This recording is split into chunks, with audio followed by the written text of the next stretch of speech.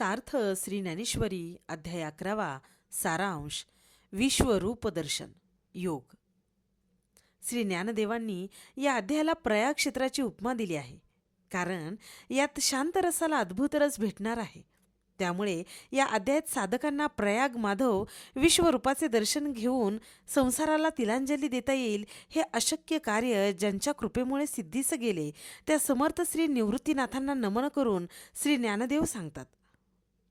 चराचरात व्याप्त असणाऱ्या भगवंताचे विश्वरूप दर्शन घेण्याची अर्जुनाला अत्यंत तळमळ लागली होती. पण कसे विचारावे ही भीती मनात होती. विश्वरूप दर्शनाशिवाय जगणे अशक्य वाटत होते. म्हणूनच भीत भीत अर्जुनाने भगवंताला विनवले, देवा, आपल्या कृपामयी ज्ञानबोलांनी माझा अज्ञानजन्य अहंकार मोह आता दूर झाला आहे.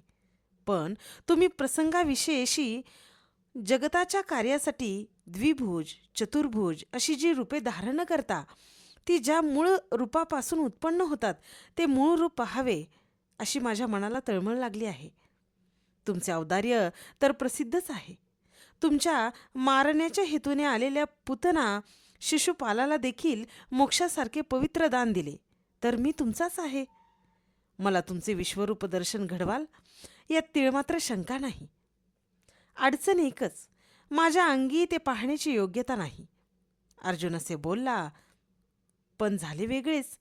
देवच त्याला विश्वरूप दाखवण्यासाठी उतावीळ झाले होते. अर्जुनाच्या मुखातून विश्वरूप दाखवा असे येताच देव सर्व विश्वरूपमयच झाले. म्हणाले, अरे माझे विश्वरूप पहा. भगवान श्रीकृष्ण म्हणतात, अर्जुना, या विश्वरूपाच्या केसाच्या बुडाशी सृष्ट्या पहा. पण अर्जुनाला दिव्य दृष्टी नसल्यामुळे ते दिसत नव्हते. तो उत्कंठित अवस्थेत तसाच बसला होता.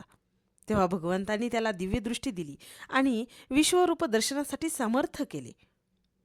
अर्जुन विस्मित होऊन पाहताना त्याच्या इच्छा सफल होऊ लागल्या. परब्रह्मच विश्वरूपाने भरून गेले होते. सृष्टीची रचना, मनाचा मनपणा नष्ट झाला व स्वरूप समाधान प्राप्त झाले. विश्वरूपातील सौंदर्ययुक्त व आनंददायक रूपाबरोबर महामृत्यूसारखी भयंकर अक्राळ विक्राळ रूपे पाहून भयभीत होऊन त्याने डोळे मिटले तरीही त्याला विश्वरूप दिसत होते. व्यासकृपेने संजयलाही ते दिसत होते, म्हणून तोही आनंदित झाला होता. विश्वरूपापुढे हजारो सूर्यांचे तेज फिके पडत होते. जग महासागरातील बुडबुड्याप्रमाणे दिसत होते. रूप पाहता पाहता द्रष्टा व द्वैत नाहीसे झाले. तो ब्रह्मानंदी लीन झाला.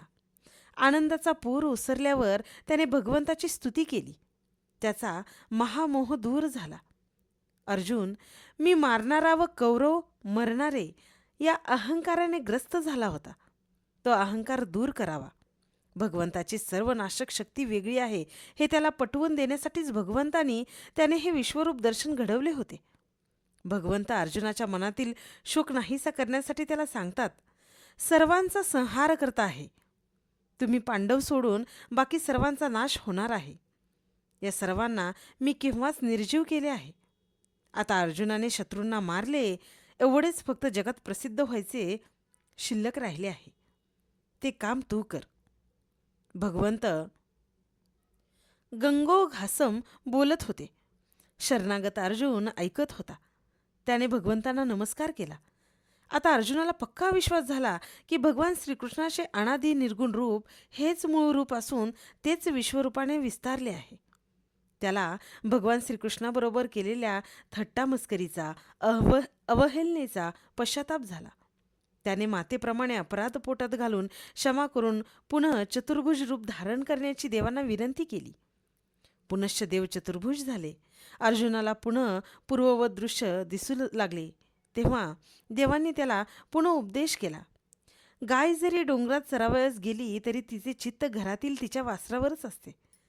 तसे तू विश्वरूपावर आपले खरे प्रेम ठेवून चतुर्भुज मर्यादित सगुण रूपावर वरचेवर बाह्यत्कारी प्रेम ठेव.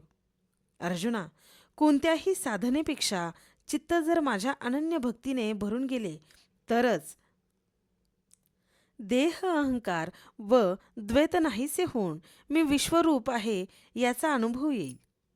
अर्जुनाचे सगुण रूपावर प्रेम होते. देवाने ते कमी योग्यतेचे ठरवले म्हणून कोणते रूप श्रेष्ठ आहे असा प्रश्न देव रागवणार नाहीत अशा चातुर्याने तो देवांपुढे मांडणार आहे व त्यातूनच 12व्या अध्यायाचा प्रारंभ होत आहे.